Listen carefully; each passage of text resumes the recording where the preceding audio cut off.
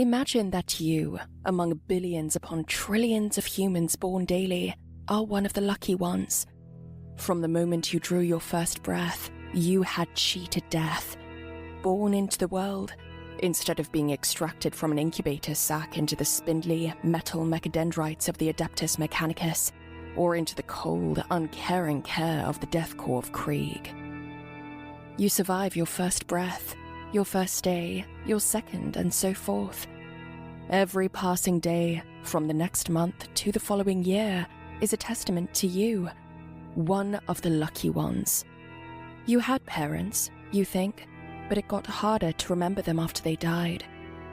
Like so many children of the Imperium, the enemies of the Emperor unceremoniously orphaned you into the open and waiting arms of the Schola Progenium. It was there that you were raised and taught that it was not luck that spared your fragile, insignificant life. No, you were not lucky, but blessed by the Emperor of mankind. He had plans for you, so he protected you amongst the untold trillions in his Imperium. You could have been dead many times over, or swallowed up by the underbelly of humanity's countless hive cities, but you were not. Fellow servants of the God Emperor fed, clothed, and raised you alongside countless other progeny your age. You spent the first truly sentient years of your limited youth being educated on the Imperium of mankind, and the place every progeny had in the Great War Machine. They molded you into a proper citizen, and it would not take long for you to be sorted and categorized. Some went to the Astro Militarum or the Imperial Navy. Those considered less capable were assigned to the tutelage of the Administratum, but you, blessed by the Emperor, had the privilege of being raised closer to the Emperor's light than untold billions could ever dream. Someday, you were to become one of the Adepta Sororitas. You continue to live, your upbringing one that some would pity and others would covet. They taught you concepts like pride, envy, and doubt to help protect you against heresy. To give in to such vices was to give in to chaos. There was danger in surrendering to such base instincts, for it attracted the taint of the warp and the evil that lurked within. Over time, it became easier to understand the influence prayer and vigilance had over how you conducted yourself, for no child was too young to be tainted by chaos. The drill abbots who abided over your care met disobedience with swift chastisement. Of course, you would not have made it as far as you had without obedience befitting the service of the Emperor of mankind. Fewer and fewer faces from your early days in Schola Progenium remained each year. They shipped some into the stars to be raised in the care of another order, while others were deemed unworthy even to take the vows of the novitiate and reassigned to a more suitable sect of the ecclesiarchy, the administratum, usually. For some of the progeny, however, you never learned what became of them. One day they were there, and the next, they were gone. Any questioning about them was swiftly met with a platitude about the overcurious mind, sometimes a scolding. Eventually, you learned to accept that it was simply the way of the Imperium. One day, you or another progeny could be removed from your division, and doubt could not be allowed to cloud your faith in the Emperor's plans for you. After all, it could be the very sin that would lead you down the path you learned to refrain from questioning. It seemed that some were simply not meant to be here, as declared by the Father of mankind. It had been more difficult when you were younger, keeping track of the countless names and faces you were never to see again. As you matured, though, it became more evident that, no matter how close you became with a fellow progeny, boy or girl, there could come a day that they would not return to the barracks for sleep, or the mess halls to eat. They would simply be gone. So you learned to pray for those in your division, that they would never lose their way or fall to heresy. As you grew, so did your world, and everything you thought you understood. Some days it felt as if you couldn't grow fast enough to keep pace with your expanding awareness and the Imperium of mankind, as well as the threats that loomed both within the Materium and without. You learned to hate the Xenos, the mutant, and the witch, the truest and greatest threats to the Imperium. With every step forward, fire and fury blazed within you, ready to be unleashed upon those who defied mankind's rightful dominion. Your heart swelled with pride as you imagined yourself leading the charge against heretical forces, cleansing their tainted presence from every corner of the galaxy. And so, as you prepared for the battles to come, it became clear that your duty extended beyond mere destruction. It was about safeguarding what remained of humanity's soul, protecting those who could not protect themselves. Your resolve became a beacon of hope in the midst of darkness, bringing light to anyone who dared stand against the Imperium. You were just one among so many in an ancient universe, but out of them all, out of every single other creature who drew breath, there was a plan for you, and you knew, in your heart, it was your God Emperor's plan. Did you ever wonder, after learning of the ruinous powers, if perhaps his was not the only plan for you?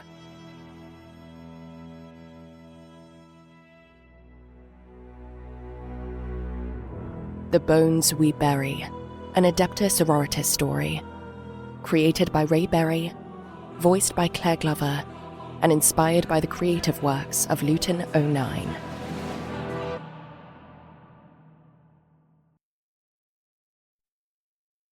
Chapter 1.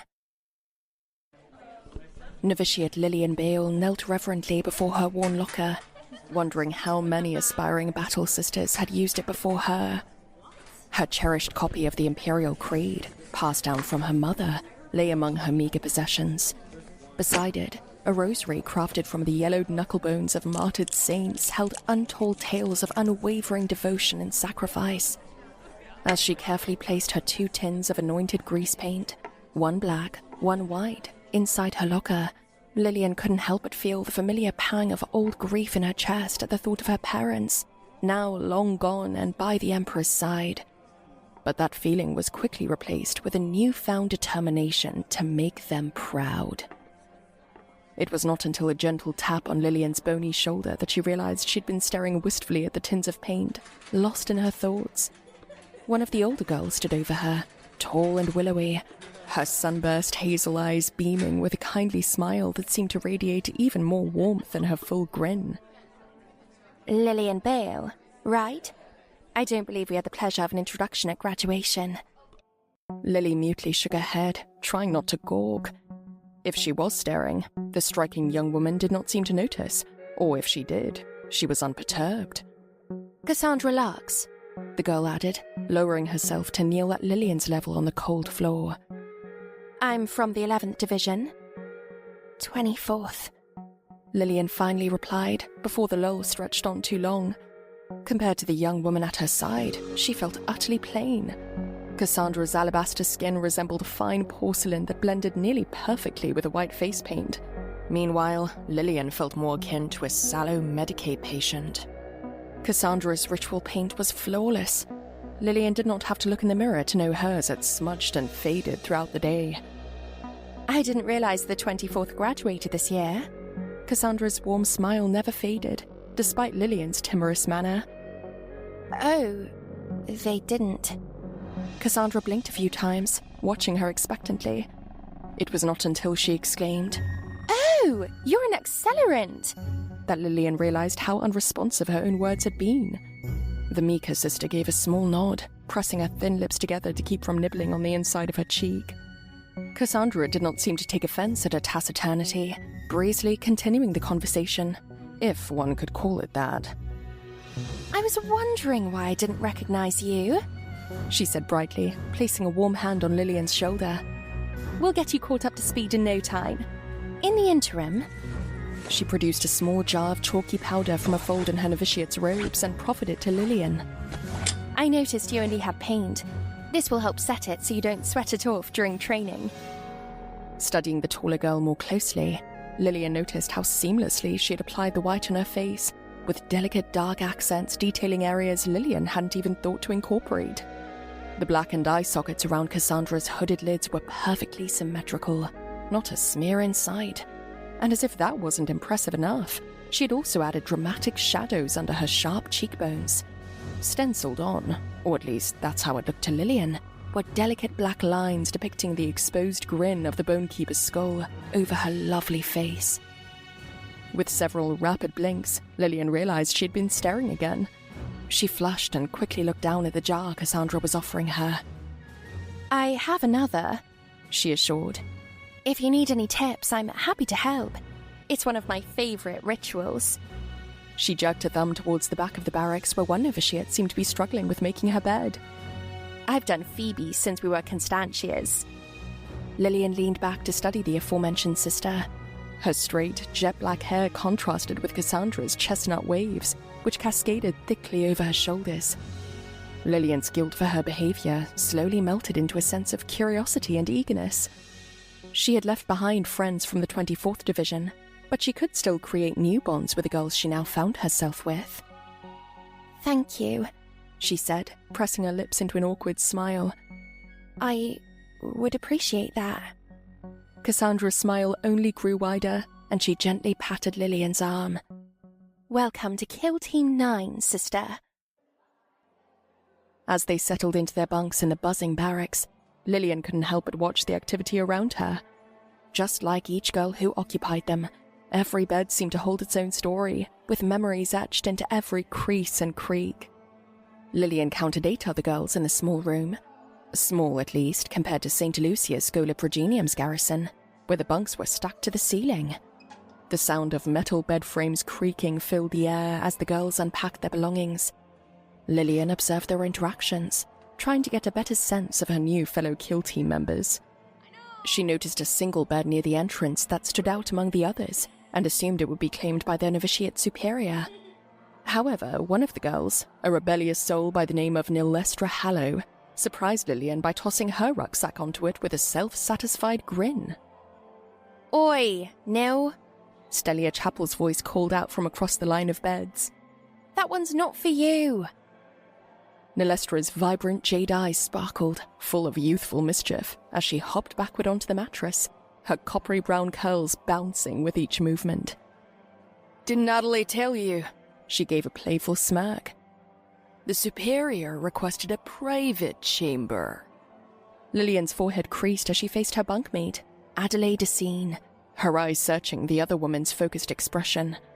Being the least familiar with any of the girls, Lilian still felt undeserving in the presence of her fellow novitiate.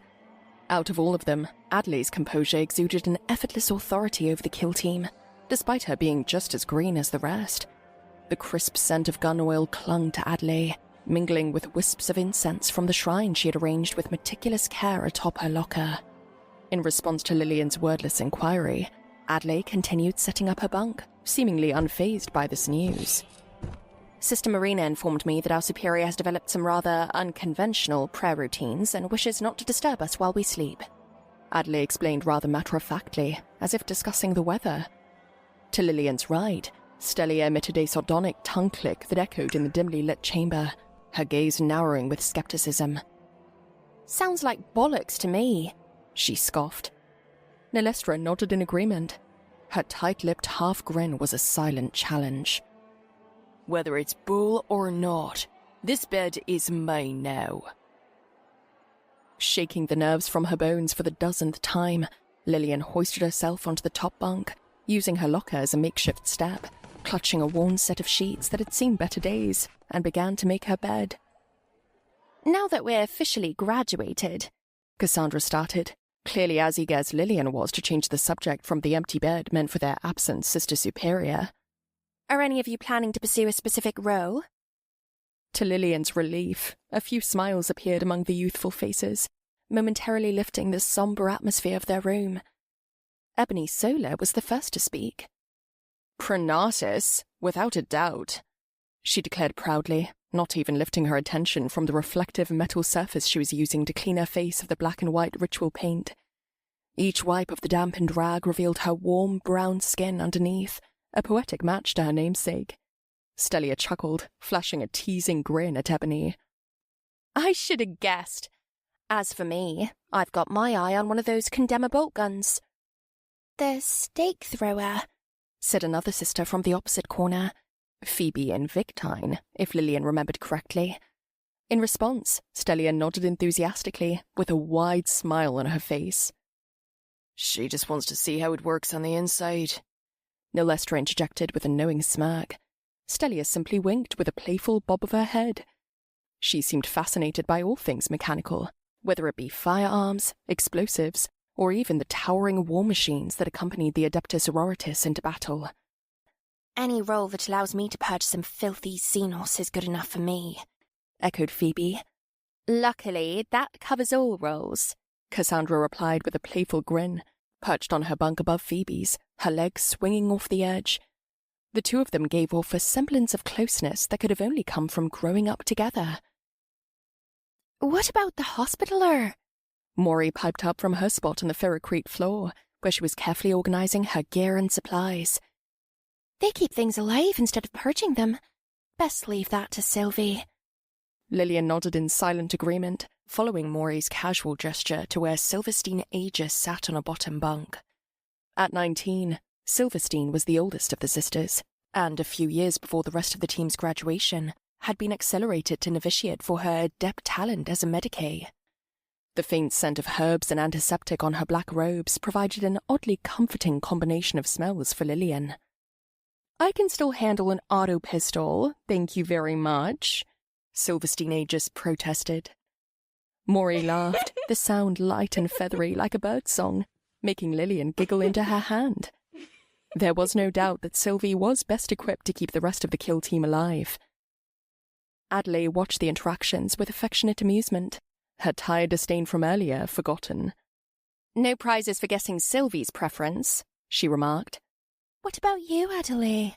Maury asked as she tugged the last corner of her sheets taut over a thin mattress, while Lilian observed and attempted to replicate her technique. "You know she'll get precepted," Nalestra added in a flat tone. Adelaide let out an amused snort at this, but didn't deny it. She continued setting up her locker next to the head of her bed. "Someone has to keep you all in check when Sister Charity isn't around," Adelaide retorted with mock sternness. Both Lilian and Maury suppressed another giggle, sharing a look, and even Nalestra cracked a small grin. This moment of camaraderie amidst their austere surroundings offered a glimmer of hope for the youngest novitiate. Perhaps it would not be so hard for Lilian to make new friends with her peers. "If I were a betting woman," Stellia quipped. She flung open her bedsheet with a loud snap of the fabric that made Lilian jump. "I'd wager thrones that Nil will become a penitent before the week's end." "Oh, shove it," Nalestra retorted, without missing a beat. "What?" Stellia feigned innocence. "You learned to hold a chainsword before anyone else in our division. It suits you." She shot another cheeky grin towards Nalestra. "I'll remember that when I master the neural whip." Nalestra's words held an edge of ambiguity that left Lilian wondering if she was jesting or not. Ebony looked up from wiping her face, her voice filled with disbelief.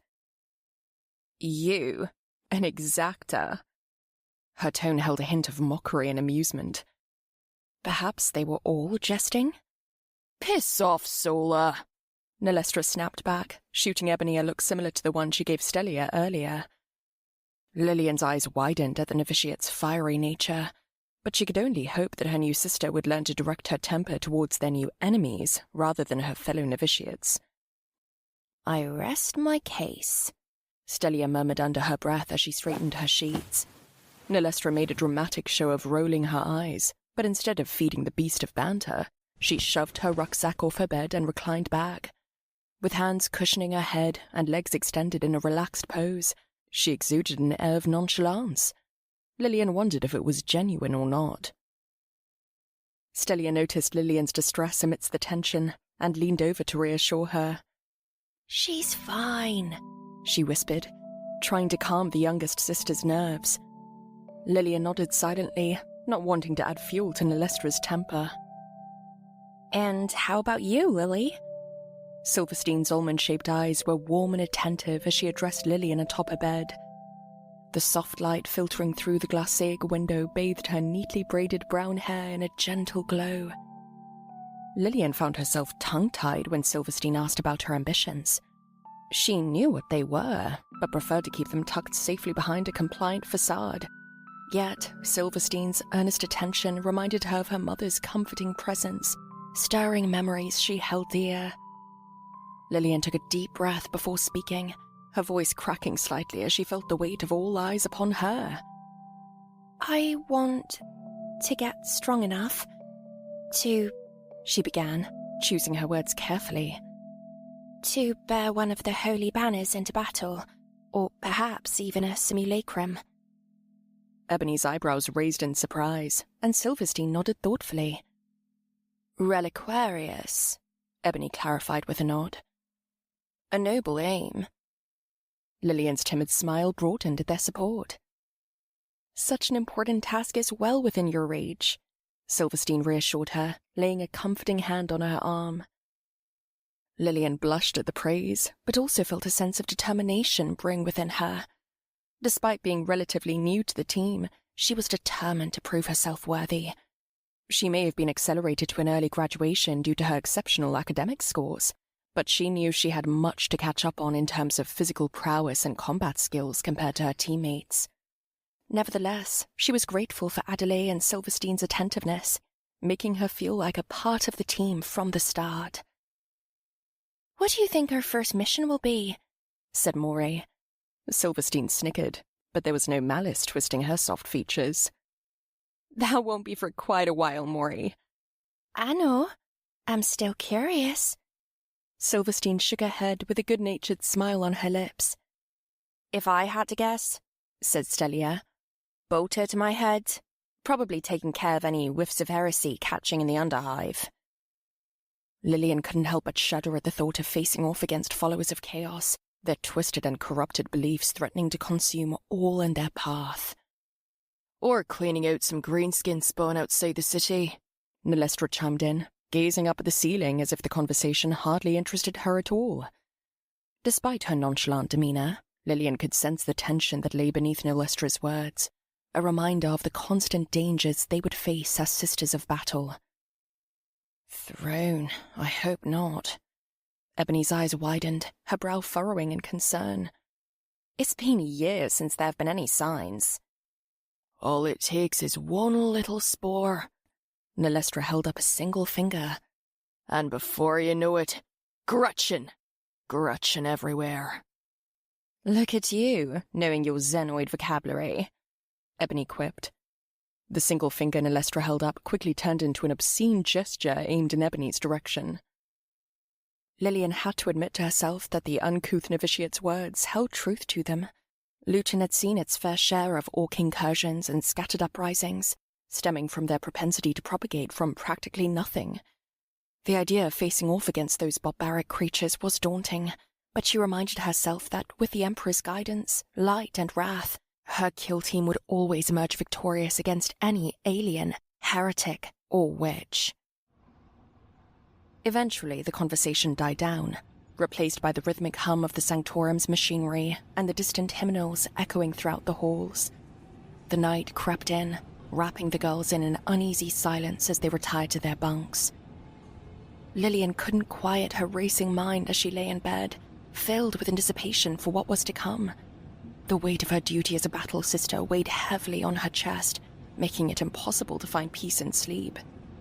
She had dedicated herself to training, honing both her physical abilities and unyielding faith in the Emperor.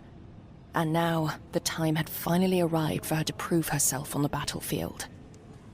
Through the glacé window overlooking the city, the lights of the nightlife twinkled like the stars she could not see, casting a warm, tranquil hue into their room. They seemed to whisper secrets of the battles that awaited her, guiding her through the darkness.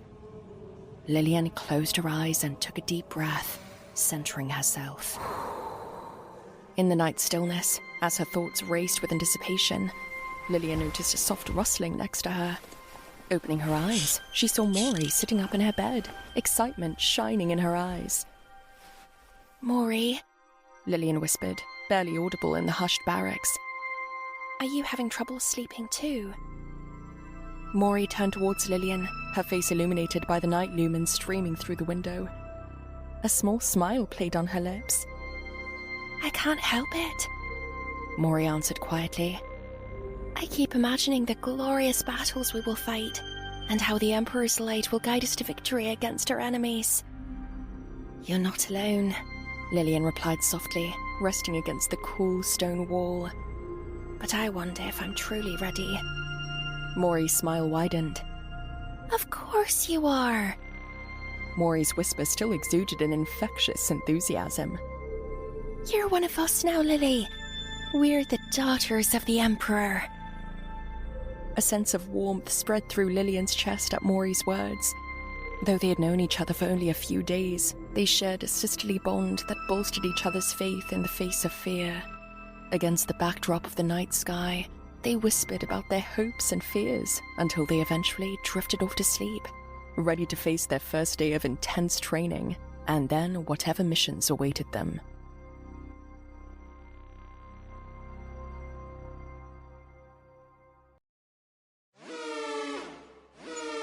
The sudden blaring of the servo skull's alarm jolted Lilian awake. Her heart raced as she scrambled to orient herself. Unfortunately, this resulted in a sudden tumble to the cold floor. Her body was stiff from shock, and the sharp tang of panic overpowered what would be the comforting scent of incense in the air. What's going on? Maury grumbled, rubbing her eyes as she sat up in bed. Lilian pushed herself off the floor and quickly made her way to the servo skull, knowing that its alarms were never without purpose. Ignoring the throbbing in her left knee, she pressed a button on the side of the servo, and a voice boomed through the dormitorium. Killteam 9 is to report to the training grounds immediately for morning drills, the voice commanded. Lilian's racing heart slowed. Her survival instincts dulled from the lack of a genuine threat. Lilian found it odd that the servo skull woke them up. In the Schola Progenium, they were usually awakened by the bells of St. Lucia's convent, or the urgent demands from caretakers and drill abbots. Throne on Terra, Nalestra groaned, throwing off her blanket. Could they not use a chronometer like a sensible person? The bleary pandemonium of the morning had the novitiates scrambling for their lockers, their gear.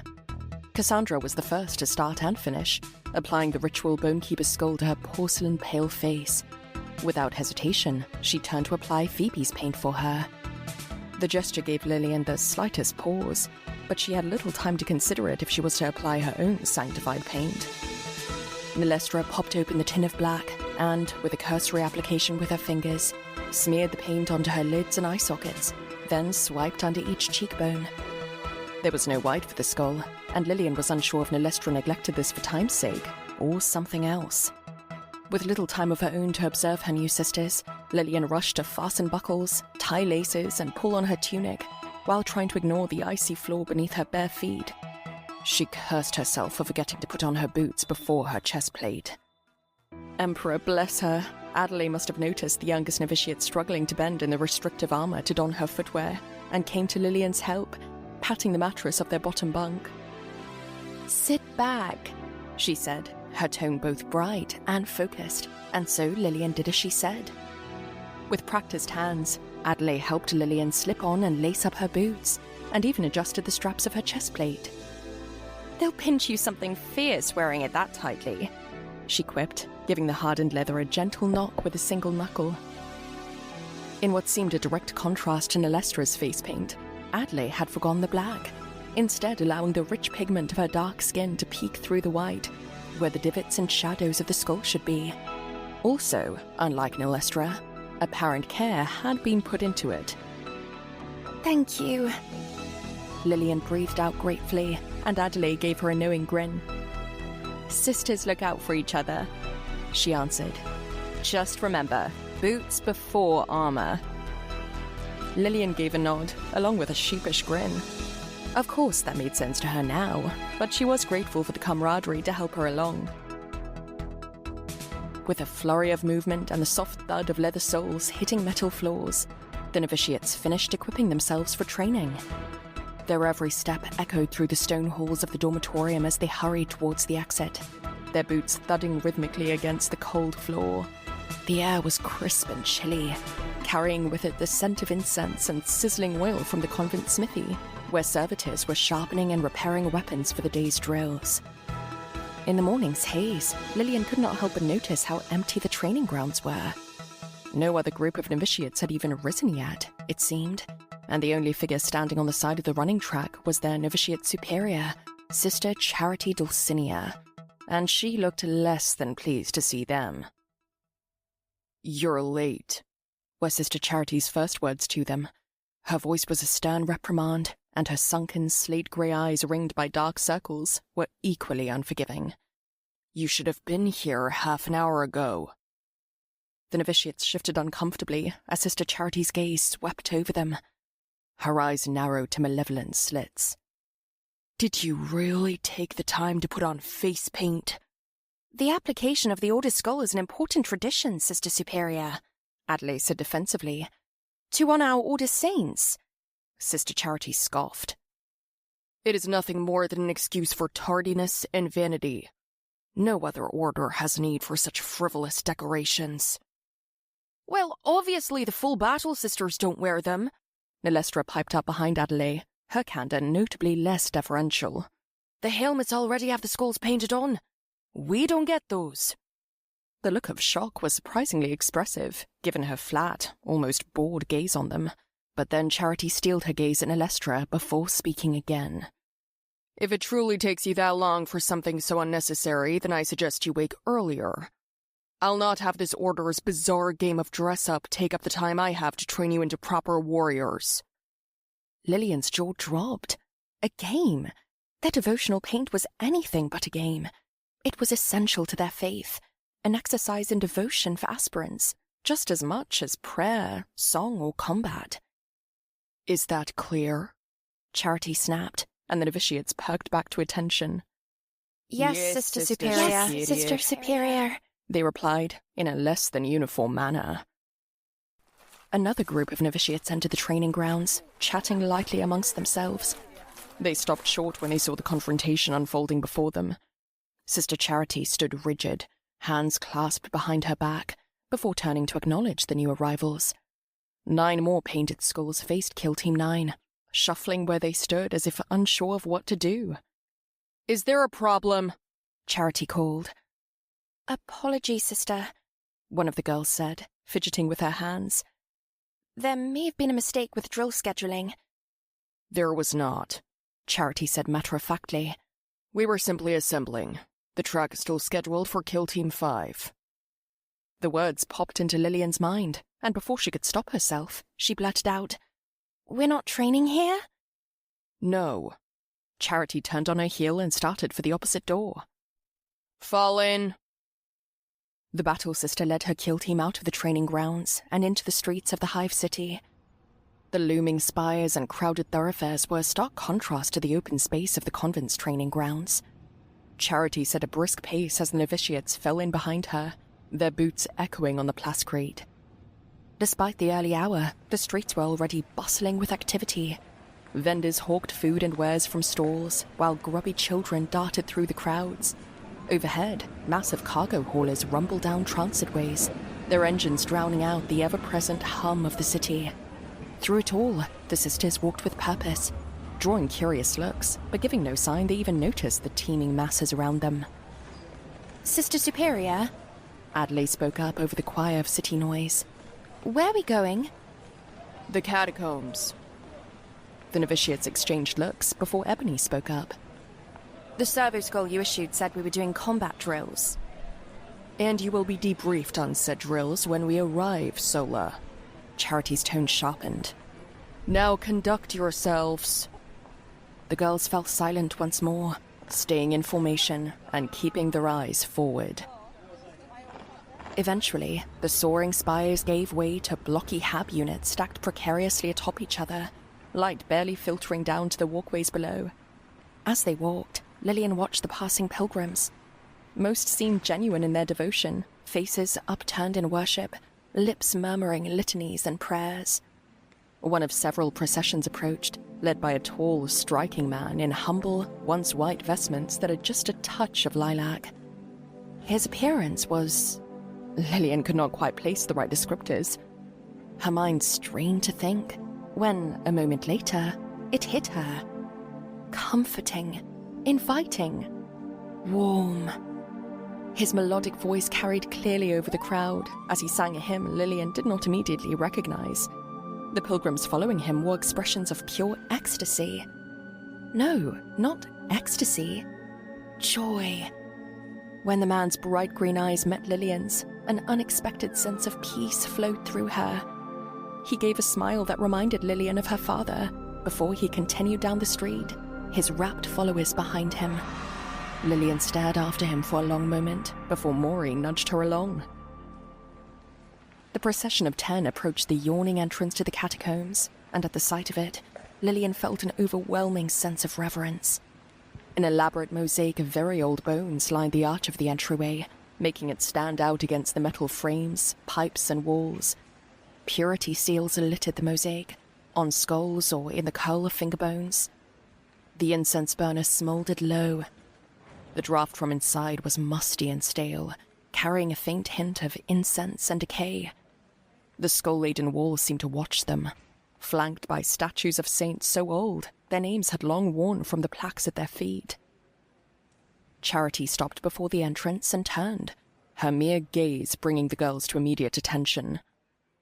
"I may not be familiar with the intimate details of our," she paused, pressing her lips together. "The Order of the Bonekeepers, but I know what is expected of you as novitiates of not only this order, but the Imperium itself." She gestured behind her to the archway of bones. "As future battle sisters, you must learn to navigate these tunnels expertly. One day, you and your slain sisters will join these hallowed bones. But until that day, it will be your responsibility to maintain these holy passageways." Lilian glanced to the ossuary entrance. It was true the catacombs were some of the holiest of grounds in the Luetin Necropolis, and a popular pathway for pilgrims to take. She had only been inside once, though, when she was very small, and the very air inside made her hair stand on end. "When you run these tunnels," Charity continued, "reflect on the sacrifices made to keep our world safe. Temper your minds and souls for the burdens you will bear. Show respect, but do not falter. The tunnels are old, and you must be aware of your surroundings, because I will not have something as trivial as a twisted ankle from this kill team. Do you understand?" The novitiates affirmed back to their superior in unison, even though the whole scenario seemed unorthodox to Lilian, and no doubt the other girls. At Charity's command, the girls moved hastily into 2x2 formations, and began the first of what would evidently be many endurance runs through the winding catacombs of the necropolis. The cold air stung their lungs with each labored breath as they ran past innumerable bones lining the path. Their feet pounded against the ancient, resonite floors, echoing off the skulls to create a symphony of death. The flickering lumens provided brief glimpses of the intricate mosaics decorating the walls, a haunting reminder of the countless souls that lay within these sacred vaults. Despite her burning muscles and tired limbs, Lilian followed closely behind Adelaide, who was trailing behind Sister Charity, barking orders at those who fell behind.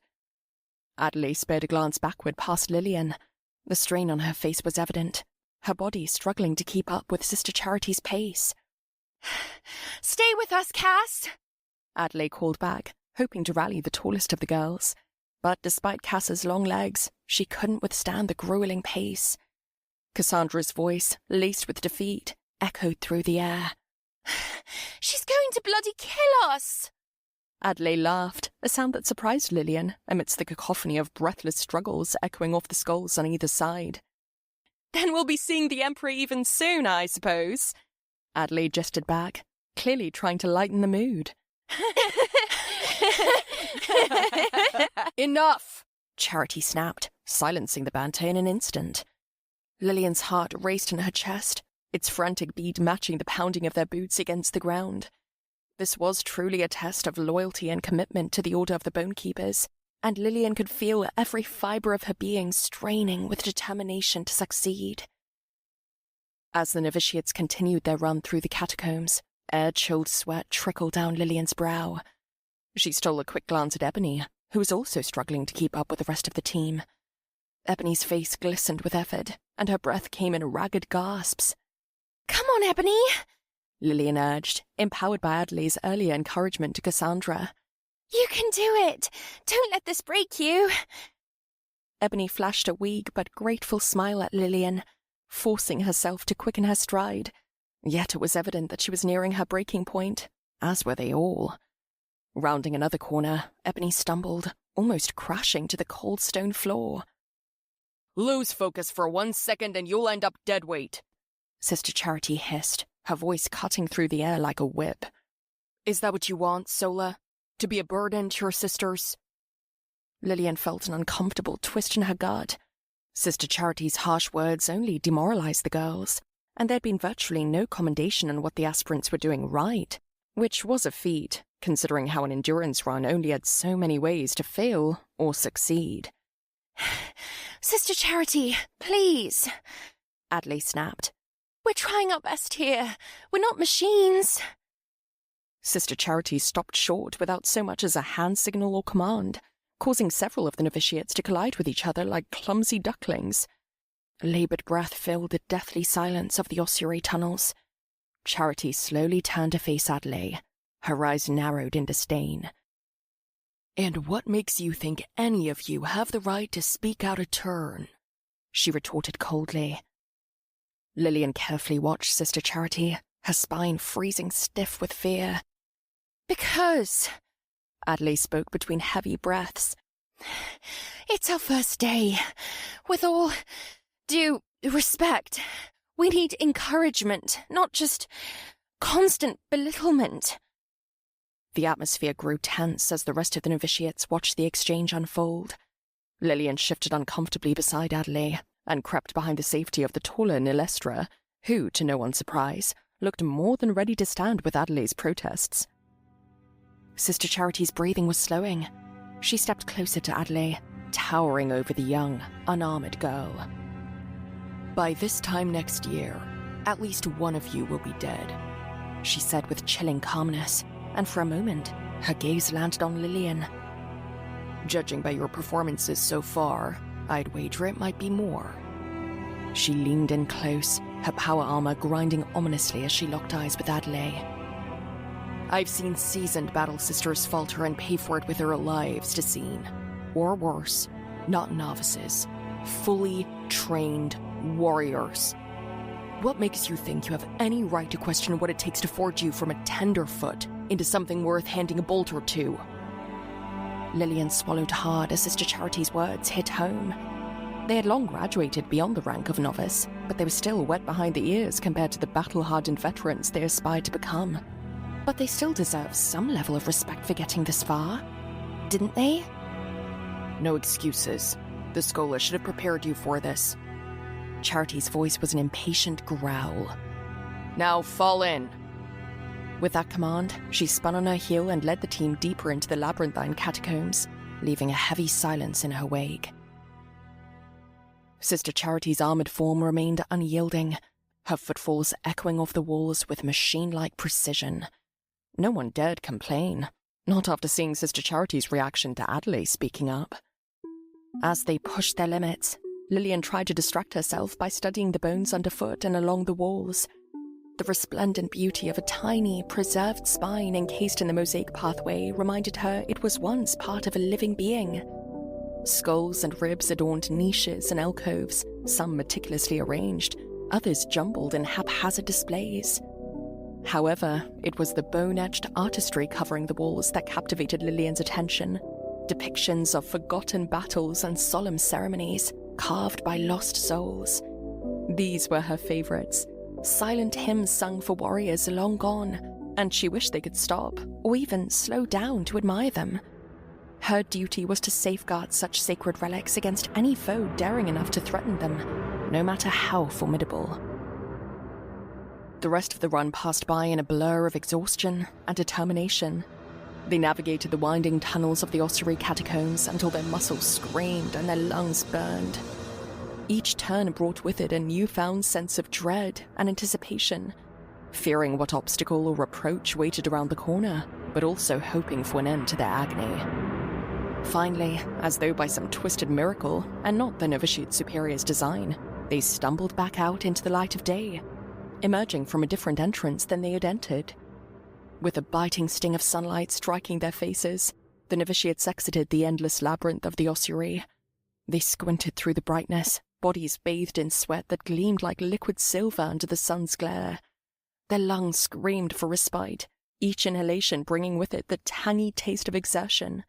Their muscles, strained and protesting, threatened to fail them with every step they took. Lilian had held back a growing wave of nausea during the last stretch of the run for fear of desecrating any of the catacombs. Finally, free of the sanctified halls, she stumbled on legs akin to a newborn fawn towards the wall of an adjacent building. Once her palms planted firmly on the rough ferrocrete wall, Lilian emptied her stomach onto the ground. It wasn't much more than burning acidic bile, since she hadn't even had breakfast yet.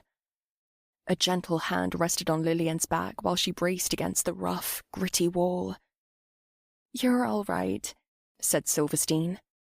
"Your body just isn't accustomed to the exertion yet." There was no time to respond before Maury joined them at the wall, dry heaving. Lilian wiped her mouth with the back of her hand and glanced over her shoulder. She saw that Silverstein was now rubbing Maury's back, as well as her own. Sylvie's warm smile was tinged with sympathy and concern. Despite her body's cries for rest, Lilian recomposed herself, breathing deeply for several beats before she straightened with a sigh. Adelaide, too, showed signs of strain. Her chest heaved, every breath sounding more laborious than the last. But she was not yet defeated. There was a fire that burned fiercely in her eyes. Lilian looked over at Cassandra. She seemed weary, her vibrant eyes dulled from exhaustion. Yet it looked like something had subtly shifted. She bore a steely resolve now, unbroken by Charity's harsh words. Her gaze then landed on Ebony, whose face betrayed a grim determination as she forced herself to push on without complaint or falter. A pang of inspiration pricked Lilian's heart. There was no going back now. This was what it meant to be a novitiate, to be broken and rebuilt into warriors fit to serve in the Imperium. Just as Lilian moved away from the wall to rejoin the group, a sharp jab of pain shot through her foot as it connected with a rogue stone hidden in the path, causing her to stumble. The world tilted on its axis, and her weakened, overworked body screamed in protest, her heart hammering against her ribs in a frantic beat. Then, abruptly, an iron-like grip on her arm arrested her descent. The freefall sensation evaporated just as quickly as it had surged, leaving behind a ghostly imprint of impending disaster. As her boots met solid ground once again, she stared wide-eyed at the plasteel rebar, a whispered threat jutting out from the rubble that would have broken Lilian's fall. Swallowing the acidic taste of panic and residual bile in her mouth, she slowly wrenched her gaze away from the silent danger and up towards her savior. Sister Charity towered over her, the stern mask of command softened by a glint of concern. "Mind your step, Bale," cautioned Sister Charity. "Next time, you may not be so lucky." The Superior released Lilian's arm, her gaze lingering on the young aspirant's face for a moment before she turned and strode away, her bearing as unyielding as ever. "Form up," she ordered. "We're returning to the convent to continue your training." Lilian began to chew on the inside of her cheek. The blisters forming on the soles of her feet ached, but she dared not slow her pace. The sister's earlier words echoed in Lilian's mind. "At least one of you will be dead by next year." Her warning hung over them like a shroud. Would Lilian be the one to fall? She was the youngest, the smallest, the weakest, the most expendable. As the thought crept into her mind, Lilian felt a warm hand on her shoulder. She almost jumped, startled out of her morbid musings. It was Sister Silverstein, her soft green eyes shining with understanding.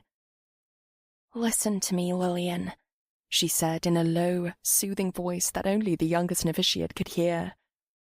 "You're just as strong as the rest of them. You wouldn't be here if you weren't. Charity's...